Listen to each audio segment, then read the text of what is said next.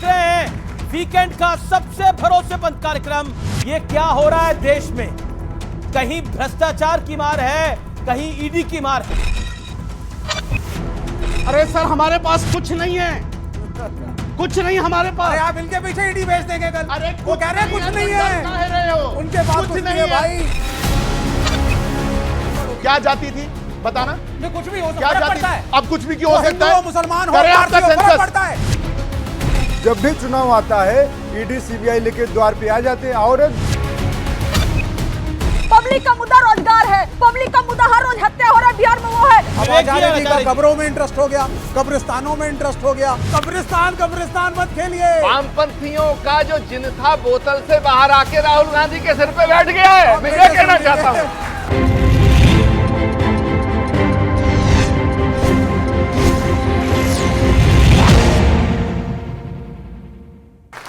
नमस्कार व्यूअर्स, मैं हूं अमीश देवगन और आप देख रहे हैं वीकेंड का सबसे भरोसेमंद कार्यक्रम। संसद सत्र शुरू होने वाला है, लेकिन सियासत का टोन पहले ही सेट हो चुका है। इस हफ्ते भ्रष्टाचार पर दो बड़े एक्शन हुए हैं। पहला, सोनिया गांधी के दामाद श्री रॉबर्ट वाड्रा के खिलाफ जमीन सौदे से जुड़े मनी लॉन्ड्रिंग मामले में चार्जशीट दाखिल हो गई है, जिस पर राहुल गांधी बुरी तरह भड़के हुए हैं।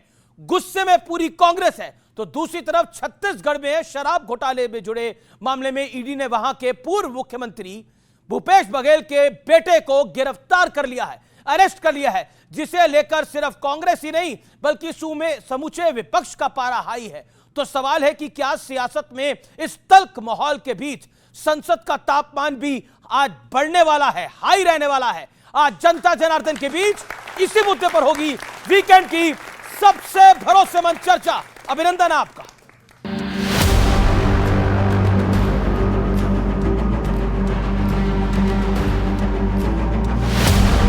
आरजेडी के वो लोग आपको कभी रोजगार नहीं दे सकते। जो लोग रोजगार देने के नाम पर आपकी जमीनें अपने नाम लिखवा लेते हैं। एक तरफ बिहार में चुनावी हुंकार भरते हुए प्रधानमंत्री मोदी भ्रष्टाचार पर प्रहार कर रहे थे, तो दूसरी तरफ दिल्ली से लेकर छत्तीसगढ़ तक भ्रष्टाचार के मामले में ताबड़तोड़ एक्शन चल रहा था। हरियाणा के शिकाऊपुर जमीन सौदे से जुड़ी मनी लॉन्ड्रिंग मामले में ईडी ने सोनिया गांधी के दामाद रॉबर्ट वाड्रा के खिलाफ चार्जशीट दाखिल कर दी। अब इस मामले की अगली सुनवाई 24 जुलाई को होगी। इस पर भड़के राहुल गांधी ने कहा कि मेरे बहनोई को 10 सालों से इस सरकार ने लगातार निशाना बनाया है। ये ताजा चार्जशीट उसी राजनीतिक विच हंट की अगली कड़ी है। इस बीच नेशनल हेराल्ड मामले में सोनिया गांधी और राहुल गांधी की भी मुश्किल बढ़ सकती है, क्योंकि इस मामले पर बहस पूरी हो चुकी है और दिल्ली की राउज एवेन्यू कोर्ट 29 जुलाई को इस पर फैसला सुनाने वाली है। क्या जीजा, क्या जीजी, क्या साले साहब, क्या सासू माँ, सब केवल और केवल भ्रष्टाचार करते आए। नेहरू परिवार की यही परिपाटी है। इनको डर लगता है राहुल गांधी से। राहुल गांधी को सोचते हैं कि प्रेशर में किसी भी तरह से ले लें। राहुल गांधी उस मिट्टी के बने नहीं है कि प्रेशर में आ जाए। इन सब के बीच छत्तीसगढ़ शराब घोटाला मामले में ईडी ने छत्तीसगढ़ के पूर्व सीएम भूपेश बघेल के बेटे चैतन्य बघेल को अरेस्ट कर लिया है। विपक्ष को दबाने के लिए ये रणनीति अपनाई गई है कि कोई आवाज अडानी खिलाफ ना बोल सके। हम लोग डरने वाले नहीं हैं। तो सबसे बड़ा सवाल है कि सरकार को घेरने में जुटे विपक्ष को भ्रष्टाचार के मुद्दे ने क्या बैकफुट पर पहुंचा दिया है? आज जनता के बीच इसी मुद्दे पर होगी देश की सबसे बड़ी बहस। आइए आपका परिचय करा देते हैं आज हमारे मेहमानों से। सिद्धार्थ यादव, प्रवक्ता भारतीय जनता पार्टी के, हमारे साथ हैं। मेरे साथ कंचना यादव, प्रवक्ता राजद की। Vivek Srivastava, senior leader left के। मेरे साथ दीपक झा, प्रवक्ता कांग्रेस पार्टी के। A K. Vajpayee, senior leader LJP लोजपा रामविलास के। आप तमाम लोगों का अभिनंदन है। जनता जनार्दन का जोरदार तालियों के साथ अभिनंदन है। और आज बहस का एजेंडा क्या है? बहस का एजेंडा है और एक बड़ा सरप्राइज भी है। एक बड़ा सरप्राइज मेहमान है हमारे पास, उसको भी हम लेके आएंगे इस चर्चा के अंदर। बड़े परिवार, इसमें भ्रष्टाचार का अधिकार। एजेंडा नंबर 1, क्या ईडी के एक्शन का पॉलिटिकल कनेक्शन है, जैसा कांग्रेस और राजद बार बार कहते हैं? बिहार की लड़ाई क्या भ्रष्टाचार बनाम विकास पर आ गई है सीधे तौर पर? चलिए, स्वागत है आपका सिद्धार्थ यादव। 50 सेकंड शुरुआत की आपके। आखिरकार क्यों हो रहा है? आप लोग राहुल गांधी से डरते हैं इसलिए ये सब करते हैं? देखिए, राहुल गांधी और उनका पूरा परिवार केवल भ्रष्टाचार और तुष्टीकरण की राजनीति करना जानता है। कांग्रेस पार्टी ने तो इतिहास में ही देश में एक नई एबीसीडी दी थी। ए से लेकर के जेड तक अगर भ्रष्टाचार की परिभाषा किसी ने दी तो कांग्रेस पार्टी ने दी। ए से अगस्ता, बी से बोफोर, सी से सीडब्ल्यूजी, डी से देवास, ई से एम्प्लॉय गारंटी, एफ से फोर्ट स्कैम, जी से Ghaziabad provident fund scam, H से हर्षद मेहता, लंबी फहरिस्त है। जिन लोगों ने भ्रष्टाचार के अलावा कोई काम ना करा हो, जब उन पर एजेंसियां जाएं और चार्जशीट दायर करें तब उनको समस्या होती है। मैं तो पेशे से वकील हूं। अगर केस किसी पर दर्ज किया जाए तो उसको तो कहा जा सकता है कि केस दर्ज कर दिया, पर अगर एजेंसी चार्जशीट दायर कर रही है, कोर्ट में आपके गुनाहों को लेकर के उसके सबूत पेश कर रही है, उसमें क्या कठिनाई होगी? जिन्होंने देश को लूटा, गांधी से आप लोग बार बार डरते लूटा, हैं और आप वो राहुल गांधी के किसी के प्रेशर में आते नहीं है, ये इमरान मसूद कह रहे हैं। देखिए अमीश जी, राहुल गांधी को देश की जनता बाहर का रास्ता दिखा चुकी है। राहुल गांधी और उनके परिवार ने जो देश के साथ किया वो देश की जनता जवाब देती है। उनसे क्या डरेंगे? वो तो एसेट हैं, एसेट है राहुल गांधी। किसके? अरे सबके लिए, देश के लिए मनोरंजन के एसेट हैं। वो हो सकता है कुछ पार्टियों के लिए वोट के एसेट हो, अपनी पार्टी को छोड़ करके वो सबके लिए एसेट हैं। जो 60 चुनाव जिनके नेतृत्व में कांग्रेस पार्टी हार गई, कांग्रेस पार्टी को सोचना चाहिए कि वो डरे या ना डरे, भारतीय जनता पार्टी के डरने का कोई सवाल नहीं। ओके, चलिए, पहले तो आप लोग जाति जाति करते थे, अब ईडी ईडी कर रहे हैं पिछले कुछ दिनों से। देखिए, ये झूठ बोलते हैं इतने सलीके से कि मात खाते हैं अपने तरीके से। बिहार में पुल पे पुल गिरता जा रहा है, गुजरात में पुल गिरते जा रहे हैं, रोड बह रही है, मध्य प्रदेश में बाढ़ आई हुई है, लेकिन उस पर कुछ नहीं बोलेंगे। बिहार में अभी मर्डर हो रहे, पर क्या बोलते हैं? सुनिए सुनिए सुनिए, बात सुनिए। बिहार में अभी रोज हत्याएं हो रही हैं। पिछले 16 से 17 दिनों में 60 मर्डर हुआ है। 16 से 17 दिनों में पूरे देश ने देखा किस तरीके से गुंडा राज बिहार में फैला हुआ है। तो इनको राहुल गांधी जी, रॉबर्ट वाड्रा जी पे आना है। पिछले 11 सालों से यही कर रहे हैं। जब भी चुनाव आता है, ईडी सीबीआई लेके द्वार पे आ जाते हैं और द्वार पे लेके बरातियों की तरह हम स्वागत करते हैं, आपका कोई दिक्कत नहीं है, लेकिन मुद्दों की बात नहीं करेंगे। मेरे बड़े सरप्राइज गेस्ट भी आने वाले हैं स्टूडियो के अंदर 1 मिनट के अंदर अगले। Okay okay. बिहार में पुलिस भर्ती नहीं हुई, 40,000 पुलिस वहां पे कम है। अरे आप पुलिस पे चले गए, आपकी पार्टी ईडी को रो रही है, डॉक्टर्स की कमी है, आपकी पार्टी ईडी को रो रही है। बात क्या है नरेंद्र मोदी जी, आज किस मुद्दे पे बात करें? राहुल गांधी और ईडी उनके पास तो है, उनके कंट्रोल में है ईडी। राहुल गांधी भी उनके कंट्रोल में। राहुल गांधी जी को ईडी से तंग कर सकते हैं, मैंने कहा। विपक्ष को ईडी से तंग कर सकते हैं, मैंने कहा। देश को ईडी से तंग कर सकते हैं, बिजनेसमैन को ईडी से तंग कर सकते हैं, लेकिन देश की जनता से जुमलेबाजी कब तक करेंगे? ओके ओके, आप तंग कर सकते हैं, राहुल गांधी प्रेशर में आने वाले नहीं है। सिद्धार्थ यादव 25 सेकंड। देखिए, ईडी पर बयान दिया राहुल गांधी ने, जीजा जी के पक्ष में उतरे राहुल गांधी। साल से बयान दे रहे हैं। ये गलत है दीपक। 11 साल मर्यादा रखनी पड़ेगी आपको। 11 साल हो गए। अपने जीजा जी के समर्थन में उतरे साले साहब खुद, वो आकर के कह रहे हैं कि ईडी है भैया, ईडी है, पर प्रवक्ता महोदय जवाब नहीं दे पा रहे हैं, बन नहीं पा रहा। जवाब देने लगे तो कह रहे हैं मध्य प्रदेश, बिहार। अरे बिहार की बात करो, एक भी घटना नहीं होनी चाहिए, पर 15-17 साल में हमारे क्या हुआ, आपके कार्यकाल में क्या हुआ? आप गलत करते हैं, गलत है। चलिए, अभिनंदन करिए आचार्य प्रमोद कृष्णम का, हमारे बड़े सरप्राइज गेस्ट। आचार्य जी, आपका अभिनंदन है। सबसे पहले कैसे हैं आप? एकदम मस्त, बहुत अच्छा। बिल्कुल भगवा धारण कर रखा है आपने। भगवा हमारे शौर्य का रंग है, भगवा हमारी संस्कृति का, सनातन का रंग है। भगवा धारण करना सौभाग्य का विषय है। जी जी जी, आइए आइए, जोरदार ताली आचार्य प्रमोद कृष्णम के लिए। बड़ा सरप्राइज एलिमेंट है। आचार्य जी, मेरा आपसे प्रश्न है, ये क्या हो रहा है देश में? कहीं भ्रष्टाचार की मार है, कहीं ईडी की मार है, कहीं सियासत में आर पार है। ये चल क्या रहा है? कुछ ठीक नहीं चल रहा है क्या? देखिए अमित जी, पहली बात तो मैं यहाँ किसी बहस का हिस्सा बनने के लिए आज नहीं आया। जी जी जी, मेरे विशेष अनुरोध पे आए, इसके लिए आपका धन्यवाद। मैं आया हूँ और मैं यहाँ जितने भी राजनीतिक दलों के प्रतिनिधि खड़े हैं, मैं सबको जय श्री राम बोल रहा हूँ। जय श्री कल की, जय श्री राम। और इन सब जितने भी बच्चे हैं, मैं इन सबको श्री कल की धाम में आने का न्योता देता हूं जी। एक बार आप जरूर आइए। जहां तक आपका सवाल है कि भाई देश में क्या चल रहा है, देश में बहुत कुछ चल रहा है। हमारे कांग्रेस के कुछ नेता फिरोज गांधी जी को महात्मा गांधी का पुत्र बता रहे हैं, तो ये देश में बहुत एक विचित्र किस्म की बहस की शुरुआत है। दूसरा, देश में कुछ भी चले अमित जी, देश में कुछ भी चले, लेकिन एक बात हमेशा चलती रहेगी कि जब तक इस देश में प्रधानमंत्री नरेंद्र मोदी जी के नेतृत्व में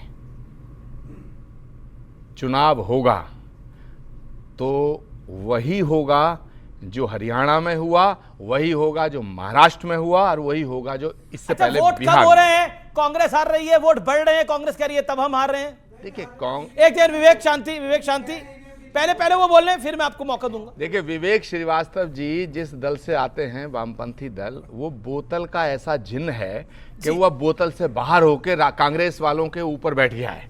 तो वामपंथियों ने जो अपना हश्र किया, ये विवेक जी की पार्टी की देखिए कितनी बड़ी बात है कि जो अपना हश्र किया वो तो ठीक है, अब कांग्रेस की बर्बादी करने के पूरा संकल्प लेकर के कांग्रेस के सिर पे सवार हो गए। ओके, जवाब विवेक जी। देखिए नहीं, दीपक नहीं। फिरोज गांधी के ऊपर जो आचार्य जी ने कहा है उस पर थोड़ा सा 10 सेकंड दे दीजिए। मैं इनके ज्ञान पे कोई प्रश्न चिन्ह नहीं लगाना चाहता। ये आचार्य जी हैं, शास्त्रों का अध्ययन भी है। हमारे शास्त्रों ने 5 प्रकार के पिता बताए हैं।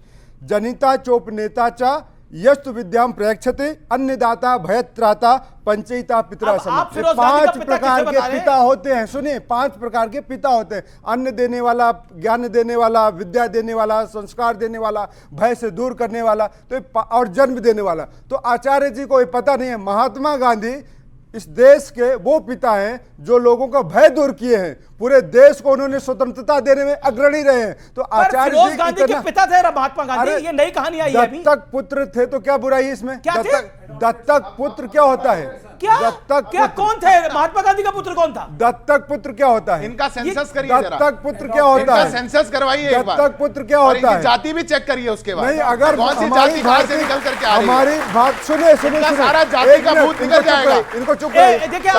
दीपक आप अनफेयर करते हैं ना, आप बोले आप। जो गुरु होता है, वो पिता तुल्य होता है। अगर गुरु कहता है तो मेरे पुत्र के बराबर हो। अगर भगवान कृष्ण अर्जुन को बोलते थे हे पार्थ, पार्थ का मतलब भी होता है पुत्र, तो इसका मतलब ये नहीं कि पिता और पुत्र। तो आप संबंधों में आएंगे, व्याख्या करेंगे, हमसे पूछेंगे तो मैं आपको दूंगा। ओके, अब आपने बोला, अब आप शांत रहिए। ओके, आचार्य जी, इसलिए शांत रहिए, विवाद मत खड़ा करिए। ओके आचार्य जी, आदरणीय दीपक जी से मैं कहना चाहूंगा कि बिल्कुल भारत में नहीं, पूरी हमारी संस्कृति इस बात की गवाह है कि यहाँ दत्तक पुत्र होते हैं। लेकिन जो दत्तक पुत्र होते हैं उनके सर्टिफिकेट में नाम लिखा जाता है। जैसे जब संन्यास धारण होता है तो गुरु का नाम पिता की जगह आता है। लेकिन क्या फिरोज गांधी जी के किसी डॉक्यूमेंट में लिखा है कि वो महात्मा गांधी के पुत्र हैं? बड़ा सवाल है। और अगर लिखा है तो कांग्रेस के नेताओं को यह बात कहनी चाहिए और कांग्रेस के सभी नेताओं को फिरोज गांधी की कब्र पे भी जाना चाहिए। लेकिन आप नहीं जाते हैं, आप महात्मा गांधी की समाधि पे जाते हैं। लेकिन कांग्रेस का कोई नेता है। अमित जी एक मिनट, दीपक जी हमारे बिल्कुल छोटे भाई की तरह है। सुनो, दीपक जी विद्वान व्यक्ति हैं। वो अलग बात है कि थोड़ा जहां मैं पहले था वो वहां आज हैं कोई बात नहीं, होना चाहिए। लेकिन अब आप सही जगह हैं, अब आप गलत जगह हैं। सुनिए, मैं ये कह रहा हूं कांग्रेस के इस शो को, ये आपका शो बहुत बड़ा शो है। इसमें कांग्रेस का कोई भी बड़ा नेता पिछले 20 सालों के अंदर अगर फिरोज गांधी जी के कब्र पे गया हो तो मैं अपनी बात से पीछे हटने को तैयार हूं। जब आपको अब ये कब्रें क्यों ढूंढने लग गए आप? अच्छा ठीक है, आप जब सुनिए मेरी बात। अच्छा आप भी मानते हैं, आपको पता थी ये जानकारी थी कि फिरोज गांधी महात्मा गांधी के पुत्र हैं? तभी तो गांधी ये जानकारी थी आपके पास? तभी तो गांधी लिखना शुरू किया। सबको पता है अडॉप्टेड सन थे। जब विवाह होने लगा था तब नहीं, वो एक अलग इशू है। देखिए अब आप देखिए यहाँ पे अब हमारे प्रिय आचार्य जी सुनिए, अब हमारे प्रिय आचार्य जी देखिए, अब आचार्य जी का कब्रों में इंटरेस्ट हो गया, कब्रिस्तानों में इंटरेस्ट हो गया। फिर कह रहे थे मेरा जिन्न में भी इंटरेस्ट है। बोतल के अंदर एक जिन्न है, जिन्न बाहर आएगा तो कांग्रेस में चलेगा। तो कब्रिस्तान मत खेलिए। वामपंथियों का जो जिन्न था बोतल से बाहर आके राहुल गांधी के सिर पे बैठ गया है। मैं ये कहना चाहता हूं। जब हमारा जिन्न बैठा तो सीधा 50 से 100 पे पहुंच गए। लेकिन और मेरा दिन बड़ा होता जा रहा है। अमीश, तो 2029 में हमारी सरकार। अमीश, मेरा विवेक जी से एक निवेदन है, ये बिहार का चुनाव होने जा रहा है, कांग्रेस के सिर पे तो इन्होंने अपना जिन बैठा दिया, लालू जी के सिर पे मत बैठा देना। अरे लालू जी हमारे प्रतिष्ठित हैं भाई, हम उनके साथ हैं। लालू जी हमारे भी बड़े समर्थन में हैं। मैं भी उन्हें बड़ा सम्मान देता हूं, लेकिन ये आज भी देता हूं। लेकिन ये ईडी की कार्रवाई पे बड़ा बवाल हो रहा है। नहीं, ये तो राजकाज है, चलता रहता है। जब इधर की सरकार होती है तो उधर पे, उधर की सरकार होती है इधर पे, तो चलता रहता है। ओके विवेक, सबसे बड़ी उपलब्धि अब जो करी है आचार्य जी ने, पूरी एनसीईआरटी बदल दी। जब से पाला बदला है, कह दिया कि साहब मुगल आक्रांता थे, सबको घोषित कर दिया। करा कि नहीं करा? अच्छा, आपने कल्की धाम में आने का न्योता दिया है, ये तो नास्तिक है, ये तो आएंगे नहीं। ये नास्तिक है, नास्तिक है ना आप नास्तिक है ना कि नहीं? उससे क्या हो गया भाई? तो जाएंगे कल्की धाम? कोई अपराध नहीं, बिल्कुल अपराध नहीं है भाई। मैं कहाँ अपराध बोध करा रहा हूँ? सुनिए, कोई नास्तिक होता है उसके लिए डिफेंड में आप खड़े हो जाते हैं। मैं तो दीपक झा को भी कह रहा हूं कि कल्की धाम में आकर योग शिविर लगाइएगा, और विवेक जी से कह रहा हूं माथा टेकिएगा, और मेरा भरोसा है कि एक दिन जरूर आएंगे। अमीश देवगन जी, मैं आपके शो को बधाई देता हूं, यहाँ के तमाम गेस्ट को बहुत बहुत शुभकामनाएं देता हूं। बिहार का चुनाव आ रहा है, सुनिए मुझे इजाजत दीजिएगा। बिल्कुल, पर एक बहुत दिन बाद आपका दर्शन हुआ। एक चलते चलते एक बात बता दीजिए, ये महात्मा गांधी उनके पुत्र थे, ये कांग्रेस पे जब आप थे कोई बोलता था इस बात को? देखिए, महात्मा गांधी के पुत्र फिरोज गांधी हैं। देखिए, मैं जाते जाते एक बहुत ही गंभीर बात कह के जा रहा हूं। फिरोज गांधी महात्मा गांधी के वैसे ही पुत्र थे जैसे राहुल गांधी जी शिव भक्त हैं। जी चलिए, ये आप कह रहे हैं। ओके ओके ओके, आप जा रहे हैं। ओके, राम राम। जी जी जी, भारत माता की वंदे, जय श्री राम। जी चलिए, जय श्री राम की करके गए हैं बात, अब आप क्या करेंगे? देखिए, राम आपका काम बनाएंगे या नहीं बिहार में? सुनिए, सिया राम मैं सब जग जानू, करऊं प्रणाम जोर जुग पानी। तो बात यह है कि सिया राम में सब है, पूरा जग सिया राम में। सिया राम हिंदुत्व भाजपा का पेटेंट नहीं है, सनातन भाजपा का पेटेंट नहीं है। बीजेपी के साथ जोड़ा ही नहीं। जैसे राम का आता है आप बीजेपी की तरफ देखने लग जाते हैं। आप जोड़ते ना, आप बताते कि आप मानेंगे कि मैंने तो कहीं बोला ही नहीं, बोला भी मैंने अभी बीजेपी का नाम, या किसी ने बोला? वो जय श्री राम करके गए, जैसे ही जय श्री राम करा आपने बीजेपी को देखा। चोर की दाढ़ी में तिनका है, वो जानते हैं कि देश के राम भक्त जो है वो भारतीय जनता पार्टी वाले हैं, इसलिए राम मंदिर बनवाते हैं, ये जान रहे हैं मन में। मैं ऑडियंस के पास भी जाता हूं, और फिर कंचना यादव और एके श्रीवास्तव, एके वाजपेयी साहब यहाँ पे इंतजार कर रहे हैं। चलिए, कंचना यादव और एके वाजपेयी साहब के पास में आऊंगा, लेकिन एक बड़ा सरप्राइज एलिमेंट है, एक और है हमारे पास। आज सरप्राइज का दिन है हमारे इस विशेष कार्यक्रम में। मौलाना अंसार रजा स्टूडियोज में है, उनका अभिनंदन करिए जोरदार ताली से। तो अंसार भाई, स्वागत है आपका। क्या चल रहा है देश की सियासत में? फॉग चल रहा है। फॉग चल रहा है। चलिए फॉग को थोड़ा दूर करिएगा। सावन चढ़ रहा है, सावन। जी, मैं सीधा रुख करता हूं कंचना यादव का। कंचना यादव, ये भ्रष्टाचार के खेल में प्रधानमंत्री मोदी ने आज लालू जी का भी नाम दिया। क्या आपको लगता है ये आप लोगों की कमजोर कड़ी है? देखिए, प्रधानमंत्री जी यही कर रहे हैं, 11 साल से यही कर रहे हैं, तो हमें लगता है इससे ज़्यादा रिलेवेंट सवाल आज बिहार में उठ रहा है।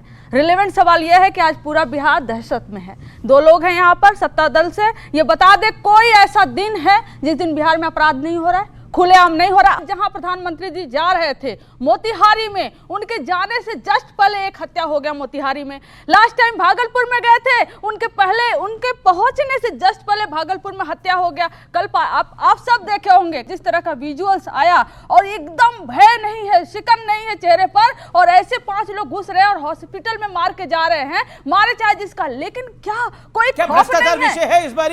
मैं आपको बता रही हूँ, इस बार लोकतंत्र जो बिहार में कुचला जा रहा है एसआईआर के माध्यम से, वो विषय है। इस बार महाराक्षस राज जो बिहार में पैदा हुआ है वो विषय है। इस बार नौकरी विषय है। पर आरोप लग रहा है कि आप घुसपैठियों का वोट बचाने के लिए पूरी ताकत लगा रहे हैं। क्या घुसपैठियों का वोट होना चाहिए? और हुआ तो ये 2003 में भी था, जब राबड़ी देवी सीएम थी, तब आपको तकलीफ नहीं हुई थी। इस बार तकलीफ क्यों हो रही है? मोदी जी जब गुजरात के मुख्यमंत्री हुआ करते थे तो वो कहते थे कि देश का बॉर्डर सुधारना जो है वो केंद्र का काम है, राज्य का काम नहीं। यहाँ तो केंद्र और राज्य दोनों में यही बैठे, कैसे आगे घुसपैठिया? क्यों नहीं ध्यान दिया आपने? क्या सोच रहे हैं 11 साल से अब पल्ला नहीं झाड़ सकते? देखिए, जहाँ तक ये वोट में सुधार की जो प्रक्रिया चल रही है वो संविधान के तहत चल रही है, नंबर 1। और नंबर 2, क्या कोई आदमी ये कहेगा कि बांग्लादेशी वोट डाले? या म्यांमार के लोग वोट डालें या रोहिंग्या वोट डालें, सारा का सारा मामला सुप्रीम कोर्ट के जानकारी के संज्ञान में है और 21 जुलाई डेट लगी हुई है। अगर ऐसे ही इनके आर्ग्यूमेंट में जान होती तो सुप्रीम कोर्ट फौरन स्टे करता। सुप्रीम कोर्ट ने स्टे नहीं किया और अभी तक एक सेकंड देखिए क्या सुप्रीम कोर्ट ने आपको, आप गए हैं सुप्रीम कोर्ट आप गए हैं, प्लीज सुप्रीम कोर्ट विवेक जी आप गए, हम नहीं गए और सुप्रीम कोर्ट ने कहा प्रक्रिया जारी रहेगी और 99% फॉर्म आ चुके हैं हमारे।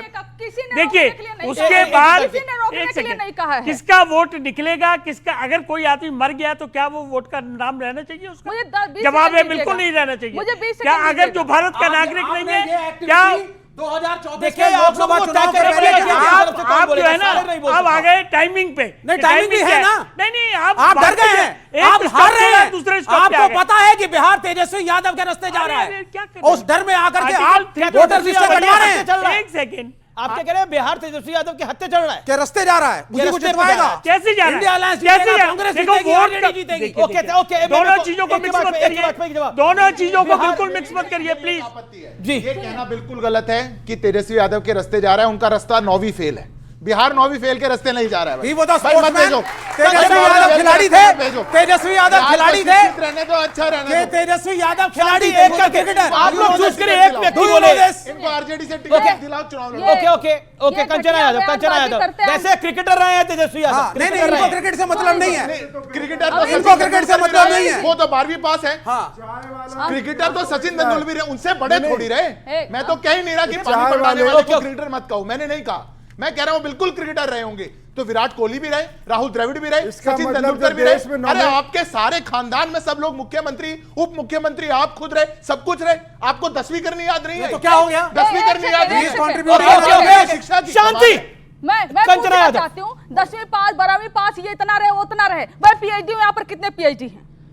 मैं पीएचडी हूँ, यहाँ पर कितने पीएचडी हैं? आप नेतृत्व करिए बिहार का, चाहिए तेजस्वी को हटाइए और कहिए मैं करूंगी। अगर आप कर पाए तो परिवारवादी पार्टी है, मौका नहीं मिलेगा आपको। यही तुलना है परिवारवादी पार्टी है, जब तक आप तेजस्वी जी की पुत्री नहीं बनेंगी, उनके परिवार में नहीं जाएंगी, नहीं बढ़ पाएंगी आगे। चाहते हो तो यही ड्रामा होगा, चुप रहो, सुनने दो। कमाल हो, अब ड्रामा करेंगे, बताओ। सुन लीजिए, मैं बात कर रहे हैं तो ड्रामा करेंगे। सुनिए, मैं इज्जत से, अमीर जी, कंचना यादव विपक्ष से एक व्यक्ति बोल रहा है। आपका शो लोग देखते हैं, बहुत आराम से मैं कुछ कहना चाहती हूं। बोलिए। हमने कभी भी 9वीं फेल विषय बन रहा है। एक सेकंड, 9वीं फेल और भ्रष्टाचार को बीजेपी विषय बना रही है। अरे इनको जो बनाना बनाइए, आप पब्लिक के मुद्दे को विषय बनाएंगे। इनको जो बनाना बनाइए। हमारी बात क्या है? पब्लिक का मुद्दा रोजगार है, पब्लिक का मुद्दा हर रोज हत्या हो रहा है बिहार में, वो है पब्लिक का मुद्दा। ये उनका इलेक्टोरल रोल से नाम काटा जा रहा है, ये मुद्दा है। लेकिन मैं उनका जवाब देना चाहती हूँ। जवाब यह है, हमने कभी भी इलेक्शन कमीशन को यह नहीं कहा कि वो गैर संवैधानिक है, वो संवैधानिक है।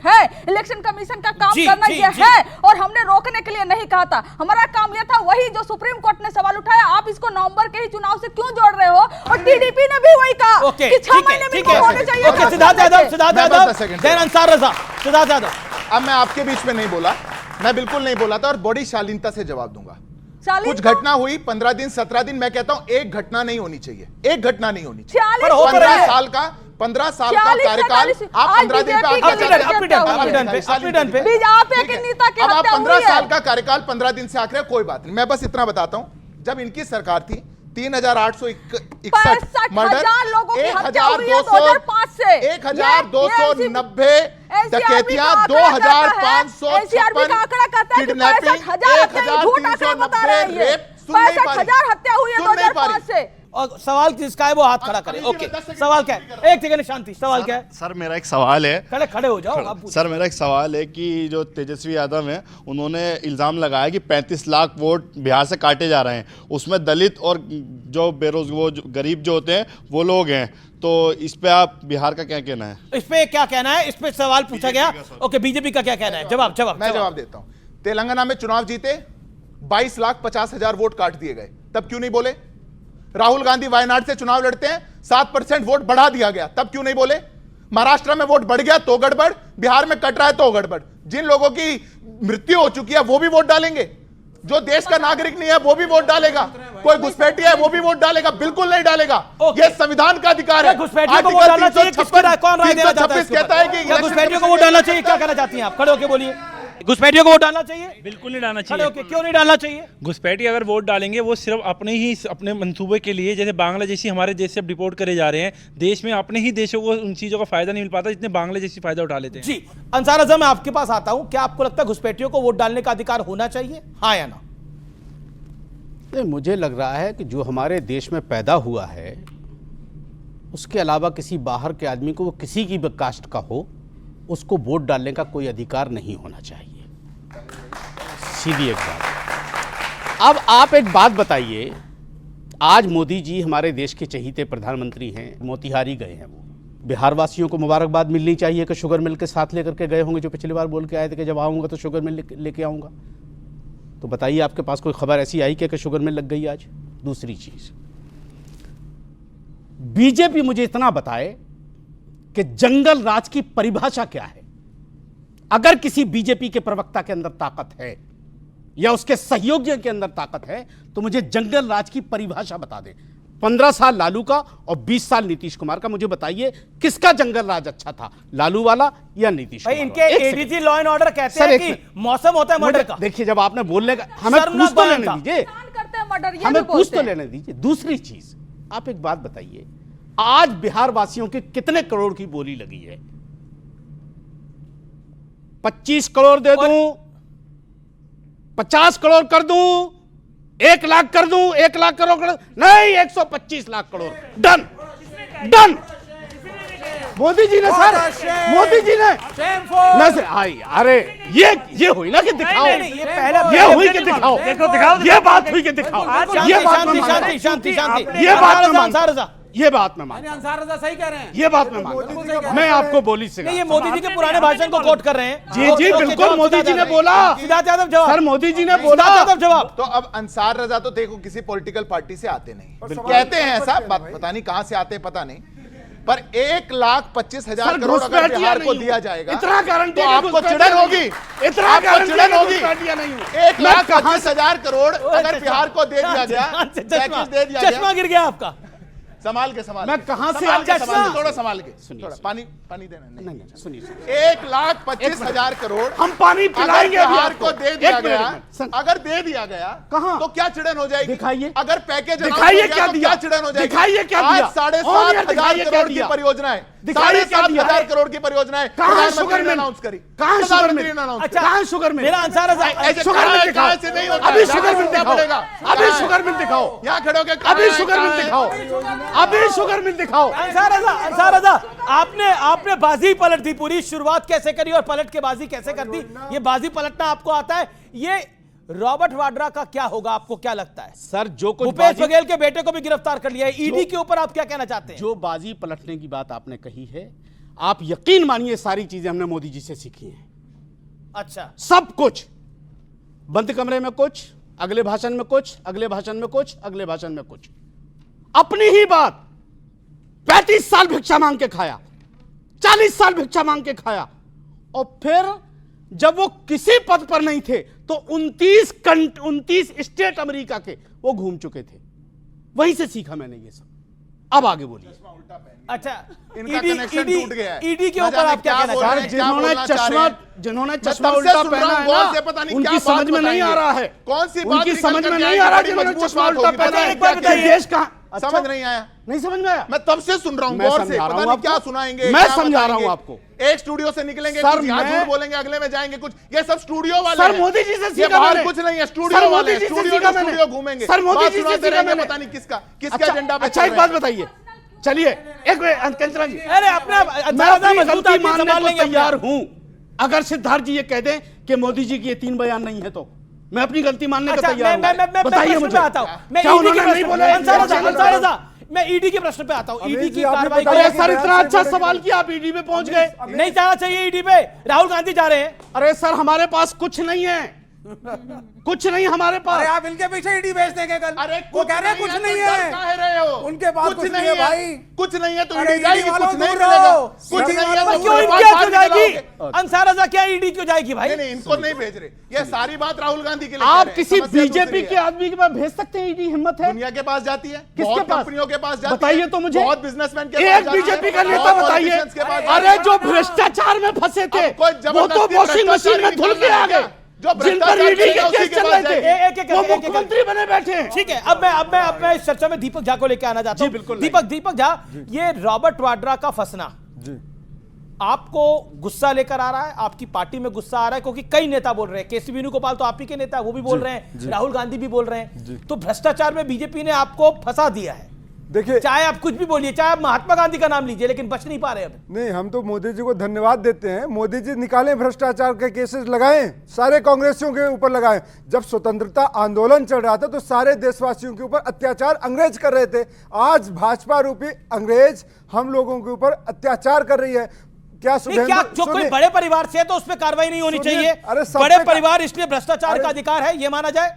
सब पे कार्रवाई करें। मैं तो कहता हूं शुभेंदु अधिकारी रोक पे क्यों रहे करें, आप? नारायण राणे पे भी करें, अजीत पवार पे भी करें, हेमंता बिस्व शर्मा पे भी करें, नितिन गडकरी पे भी करें, शिवराज सिंह चौहान पे भी करें, राजनाथ सिंह के बेटे पे भी करें। भेजिए तो सही ना, दीपक झा, किसी पे ऐसे ही कार्रवाई नहीं होती। मेरा कहना, आप ही मेरे कार्यक्रमों में बोलते थे करके दिखाएं रॉबर्ट वाड्रा पे कार्रवाई, चार्जशीट फाइल करके दिखाएं। अब चार्जशीट फाइल हो गई है तो आप कह रहे कि क्यों हो गई है? ये बोलते थे आप लोग। ओके, अगर बोला सुनिए, हो रहा है।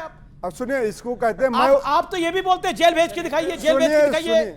मैं उस माटी का वृक्ष नहीं जिसको नदियों ने सींचा है, बंजर भूमि से पल के हमने मृत्यु से जीवन खींचा है। तो हम और कांग्रेस हम लोग बता रहे हैं बंजर माटी में पलने। सुनिए, मृत्यु किसकी हो रही है, जीवन किसका? हम लोग लड़ने वाले लोग हैं। सुनिए, मृत्यु की बात नहीं, हम लोग लड़ने वाले हैं। भाजपा अगर हमको मारना चाहती है तो लड़ेंगे, आप इनको मारना चाहते हैं, लेकिन ये माटी के वृक्ष हैं। ये माटी के वृक्ष से एक प्रश्न मेरा है। सुनिए, एक बात मैं प्रश्न नहीं बोलूंगा, जवाब नहीं दे रहा, मेरा जवाब दे देना, मैं कोई जवाब नहीं दे रहा। जिस बात में सोनिया जी और राहुल जी बेल पर बाहर है, नेशनल हेराल्ड का केस, वो किस डेट पे दर्ज किया गया था? वो डेट बताओ। अमीश भाई, इनसे बिहार 1 नवंबर 2012 आपकी सरकार थी। अरे आपकी सरकार में केस दर्ज हुआ, अब उस पर कार्रवाई हो रही है, चार्जशीट हो रही है, बेल पे बाहर हो, 10 बार कोर्ट चले गए, कोई रिलीफ नहीं देता, घोटाला कर गए, पैसा लूट गए, तो यहां खड़े होकर के बात करेंगे माटी का वृक्ष हूं। सुनिए, माटी का वृक्ष हूं, पता नहीं कहां से क्या निकाल कर आऊंगा। माटी का वृक्ष होने से बात नहीं बनेगी। आप माटी के लाल बनिए, इस देश के लाल बनिए। इस देश का पैसा तो लूट करके लेके जाना है। इस देश में जहां मौका मिले वहां लूट खसोट कर लेनी है। मैं कहता हूं, मैं हरियाणा से आता हूं। ये जो रॉबर्ट वाड्रा का केस है, जिस शिकोपुर की जमीन है, मैं आप में से सब दर्शकों को और जितने लोग टीवी पे देख रहे हैं, उस ग्राउंड पर जाइए और उन किसानों से बात करिए। ईडी को छोड़ दीजिए, टीवी डिबेट्स को छोड़ दीजिए। मेरे घर से 20 किलोमीटर दूर है वो सड़क, वो जमीन जिसको रॉबर्ट वाड्रा ने हुड्डा के काल में लूट लिया था। जाइए और बात करिए। आप लोगों ने सबको लूट डाला। कहीं जॉब फॉर लैंड, कहीं जॉब देंगे तो जमीनें छीन लेंगे, कहीं चारा का घोटाला करेंगे, कहीं नेशनल हेराल्ड करेंगे, सब लोग बेल पे घूमेंगे और फिर गले में मेडल डाल के घूमेंगे। You are all students of law. मैं आपसे बात करना चाहता हूं। आप भी माटी के वृक्ष हैं? नहीं, माटी के वृक्ष हैं, हम वृक्ष ही हैं, हम ही वृक्ष हैं। अब आप सुन लीजिए, बेसिक बात मुझे आप बताइए। आप सब लॉ के स्टूडेंट्स हैं, इंटर्नशिप करी, कोर्ट में भी गए होंगे, आपने कुछ केसेस भी स्टडी किए होंगे। पॉइंट क्या है? पुलिस किस तरीके से मैनिपुलेट करती है चार्जशीट को? यहां पे हमारा जो एलिगेशन है ऑपोजिशन का, वो क्या है? एक लाइन का एलिगेशन है, you are misusing the government machinery. आप ईडी, सीबीआई, स्टेट पुलिस को मैनिपुलेट करके चार्जशीट उस तरीके से बनाते हैं और सेलेक्टिवली बनाते हैं। अगर मैं बीजेपी आया तो मैं सही हूं। एक सेकंड, ये सब लॉ के स्टूडेंट बैठे हैं, आप लोग समझिए फैक्ट्स क्या है। आज के सारे अखबारों में फैक्ट्स छपा हुआ है। 7 करोड़ की रॉबर्ट वाड्रा ने खेती की जमीन खरीदी। कौन सा गांव? उसमें खरीदी। उसके बाद हुड्डा साहब चीफ मिनिस्टर थे, उस एग्रीकल्चर लैंड का यूज चेंज कराया, कमर्शियल करा लिया, और उसको हफ्ते बाद, एक सेकंड प्लीज 1 सेकंड, क्या हो गया यार? सुन लो बात को, समझ लो चीजों। प्लीज अंडरस्टैंड, किसी के बीच में नहीं बोलते। Please understand. विवेक ने बोला ये लैंड यूज करें ना, विवेक ने बोला तो जवाब देंगे। लैंड यूज चीफ मिनिस्टर ने चेंज किया, और डीएलएफ जो कंपनी थी 70 करोड़ की 10 दिन बाद लैंड बेचती। ये घोटाला है। इसको आप कह रहे हो कि इन्वेस्टिगेशन पे, ये सब डॉक्यूमेंट्स अवेलेबल हैं। और उसको सजा भी होगी, बकायदा चार्जशीट फाइल हो गई है कि आप मैनिपुलेट करवाते हैं किस चार्जशीट बात के लिए? इसमें क्या मैनिपुलेट करेंगे? इसमें क्या मैनिपुलेट करेंगे? वाड्रा ने मैनिपुलेशन की है, वो मैनिपुलेशन रिकॉर्ड पे आ गई है। अच्छा एक बात बताइए विवेक, अगर कोई रॉबर्ट वाड्रा है, कोई लालू यादव है, तो उनके नाम और परिवार की वजह से उन पे कार्रवाई ना हो, और लालू यादव के केस में बिल्कुल ठीक, चारा घोटाले में जेल कब हुई थी? लेकिन बीजेपी की सरकार, लेकिन ये भी ना हो, और आज ये भी ना हो सर, ये भी ना हो कि राहुल गांधी का रिश्तेदार है तो पकड़ो साले को, ये भी ना हो। सॉरी, क्राइम करेगा तो पकड़ा जाएगा, क्राइम करेगा तो पकड़ा जाएगा, चाहे जीजा हो। ये भी गलत है ना कि आप एक बड़े आदमी के रिश्तेदार हैं तो आपको विक्टिमाइज किया जाएगा। अजीत पवार आ जाएं, 70,000 करोड़ का घोटाला और कुछ नहीं, आइए ज्वाइन करिए।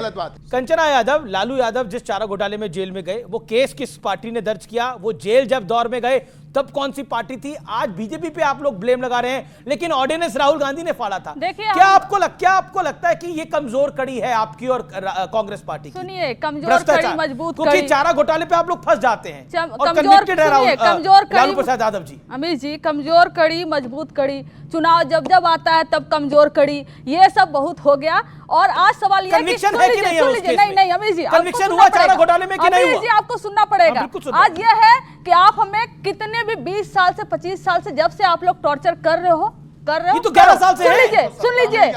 अरे यार, आप आइए भूल जाते हैं कि राज्य में भी इनकी सरकार है, भूल जाते हैं कि राज्य में भी इनकी सरकार है, आपकी सरकार है, हमारी नहीं है। पहली बात, आप हमें टॉर्चर कर रहे हो, करो, हमें सहने की ताकत हो गई है, लेकिन बिहार की जनता को अगर टॉर्चर करोगे तो हम छोड़ेंगे नहीं, बिहार से मार्च करेंगे और दिल्ली तक पहुंचेंगे, लेकिन बिहार की जनता को टॉर्चर करने नहीं देंगे। आप ये ध्यान से सुन लीजिए। आज इतना प्रताड़ित किया बिहार की जनता को, 100 साल तक भी विपक्ष में रहेंगे और सहते रहेंगे तो भी पहुंचेंगे। सवाल क्या है आपका? मेरा सवाल आप सभी से ये है, एक से पूछिए भाई। ठीक है, बीजेपी वालों से, कि अगर बिहार में टैलेंट की कमी नहीं है, ये सब जानते हैं, पर ऐसा क्या है कि आप लोग वहां पे उनको रोजगार नहीं दे पा रहे हैं? वहां से लोग पलायन करके क्यों दिल्ली जैसे बड़े शहरों में आ रहे हैं? पलायन को करना पड़ा है, क्या रीजन है? ओके, सिद्धार्थ यादव, देखिए निश्चित तौर पर पलायन क्यों हो रहा है? देखिए, बिहार के अंदर जितना टैलेंट है, मैं मानता हूं शायद किसी प्रांत में नहीं होगा जितना टैलेंट है, पर उस टैलेंट के लिए, उस टैलेंट को एस्पिरेशन से जोड़ने का काम ही हमारी सरकार कर रही है। आज अगर जिस प्रांत के अंदर ऐसा स्कीम चलती हो, आज जिस स्कीम चलती हो, जीरो है आपका कंट्रीब्यूशन। कम्युनिस्टों को 2% वोट नहीं मिल रहा, क्यों यहाँ पे 20% टाइम ले रहे? रुक जाइए, सुनो, बात सुनो, परेशान नहीं हो, अरे मैं जवाब दे रहा हूँ। ये जंगल राज। मेरा सवाल कांग्रेस के प्रवक्ता से है, क्या रॉबर्ट वाड्रा खानदानी कोई राजशाही से तो है नहीं कि जो उनकी प्रॉपर्टी में, आप अगर देखेंगे ईडी ने भी कहा है कि उनकी प्रॉपर्टी 10%, 1000% गुना बढ़ी है, और जो इन्होंने इल्ज़ाम लगाए उस पर खुद मैंने फैक्ट, हम भी दिल्ली से आते हैं, हमने भी नियर बाय हरियाणा में देखा है कि वो डीएलएफ में रॉबर्ट वाड्रा ने हकीकत में लगता है कि घोटाला किया है। ओके, वो कह रहे हैं कि रॉबर्ट वाड्रा ने घोटाला अगर किया है तो उन पे तो कार्रवाई होनी चाहिए, यही उनकी बात। रॉबर्ट वाड्रा ने क्या किया है और क्या नहीं, मामला कोर्ट में है। अगर कोर्ट तो कांग्रेस को डिफेंड कर रही है उनको? सुनिए बात को सुनिए। अच्छा, आप नहीं कर रहे? सुनिए, तो कांग्रेस की बात नहीं, बात कोर्ट का मसला है, कोर्ट निर्णय लेगा। लेकिन अरे यार चुप रहो ना, उछलने की बीमारी क्या है इतना? मोदी जी बीच में मत उछलो ना, हर वक्ता के बीच में बोल रहे हो, हर वक्ता के बीच में बोलने लगे हो। आप जवाब दे दो ना। हेमंता विश्व शर्मा के 5 स्टार होटल बने हुए काजीरंगा में, जाके पता करिए, मैं ऑन रिकॉर्ड बोल रहा हूं, जाके पता करिए। अजीत पवार 40,000 घोटाले का डिप्टी सीएम बना बैठा है, पता करिए, कौन पता करेगा? आप कह रहे हैं कि इन सब ने भी घोटाले करे तो रॉबर्ट वाड्रा को भी अलाउ करे?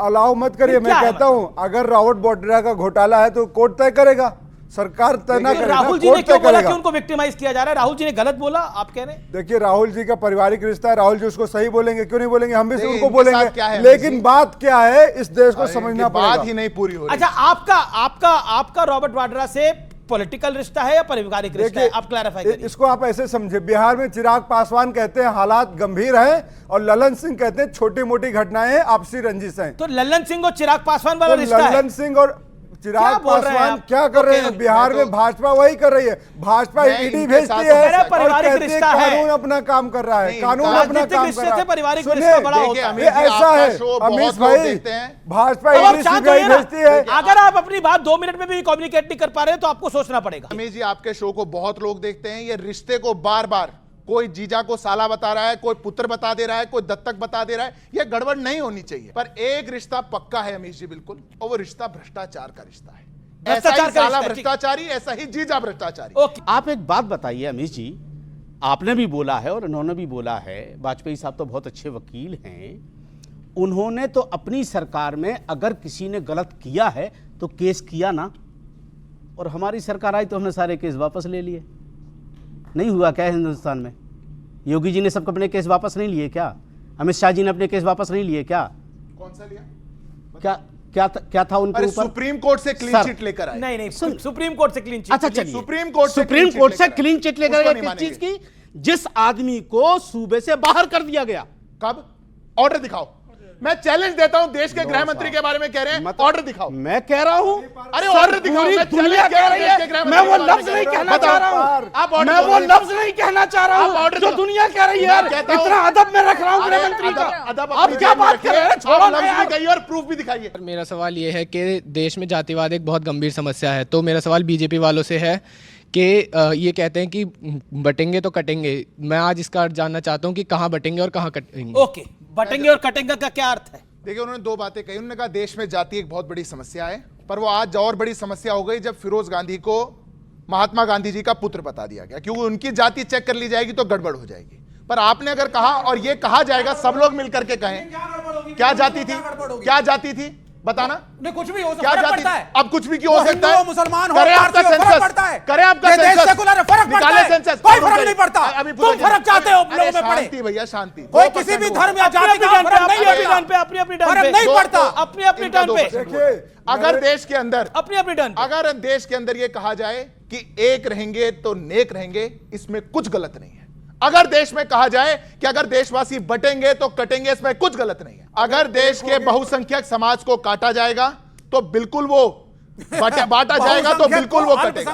ऐसा कैसे हो सकता है कि ऐसा कैसे हो सकता है कि आपको अगर राम यात्रा रथ यात्रा निकालनी है तो पत्थर चलाए जाएंगे, और आपको बंगाल के अंदर मुहर्रम निकालना है तो कोई परमिशन नहीं चाहिए। सिद्धार्थ यादव, ये क्या फिर ये बात प्रश्न आएगा, ये मेरी तरफ से प्रश्न है, क्या ये कम्युनल एजेंडा नहीं है? अगर हम बहुसंख्यकों को बोलेंगे कि तुम बटोगे तो तुम कटोगे, ये कम्युनल एजेंडा नहीं है? फिर एक सेकेंड, मैं कहता हूं बिल्कुल नहीं है, बिल्कुल नहीं है। मैं स्टूडेंट एक्टिविज्म से निकल करके आया हूं। देश के अंदर यह भी कहा गया, चिकन नेक काट दो। चिकन नेक का एक इलाका है, उसको काट दो। अगर वो काटने और काटने की बात नहीं है, उसको आप डिफेंड कर रहे थे। नहीं, किसको नहीं कर रहा? क्या कांग्रेस ने कहा? क्या लेफ्ट ने कहा? क्या आरजेडी ने कहा? क्या सपा ने कहा? किसने डिफेंड करा उसको? आपने डिफेंड किया। यहाँ पे ये एंटी नेशनलिज्म का फॉल्स एजेंडा है। जिसने कहा वो बांट रहे धर्म के आधार पर। विवेक शांति, जिसने कहा वो जेल के अंदर है और उसको रोज छुड़वाने की गुहार यही लगा। गलत कह रहे हैं। नहीं, ये सही बोलिए। जिसको जो जेल के अंदर है, शर्जील इमाम इस पूरे मामले के अंदर, शर्जील इमाम इस वक्त जेल के अंदर है और उसको आप डिफेंड कर चुके हैं मेरे कार्यक्रम में। सुन लीजिए, शर्जील इमाम को डिफेंड नहीं करा आपने बोला, उसने बोला तो बोला। मेरी बात सुनिए। शर्जील इमाम की बात, जेल में रहना चाहिए ना, पहले जेल में रहना चाहिए। आप उन्हें कवर फायर दे रहे हैं। मैं कवर फायर नहीं दे रहा। सुनिए ना, उन्होंने कहा, बीजेपी के प्रवक्ता ने कहा, रूलिंग पार्टी जो सत्ता भारत की सरकार में है, केंद्र में, उसके प्रवक्ता ने कहा कि बहुसंख्यक कटने वाला है साहब। आप कटेगा और शर्जील इमाम की बात कर रहा हूं। शर्जील इमाम का केस सब जुडिस है, होने दो, लेट द कोर्ट डिसाइड। आपका स्टैंड क्या है? Let the court decide. आपका स्टैंड क्या है? If he is anti national, if he is against India, I am against him. नहीं, आपको लगता नहीं है एंटी नेशनल? बिल्कुल, लेट द कोर्ट डिसाइड। आपने नहीं, मेरा कोर्ट में मैटर है, आपने पहले डिफेंड क्यों किया? नहीं, एक सेकंड, बच्चों तुम बताओ, सब जुडिस अगर मैटर है तो क्या मैं बोल सकता हूं? नहीं, बोल, हर मामले में बोल सकता हूं। बच्चों से पूछिए ना सर। बिल्कुल नहीं। एक सेकंड, आप शर्जील इमाम को पहले डिफेंड क्यों करते थे? मैं शर्जील इमाम को डिफेंड नहीं करता था, उसको केस स्टडी बना करके आप अगर मुसलमानों को एंटी नेशनल घोषित करेंगे। ओके, एक सेकंड,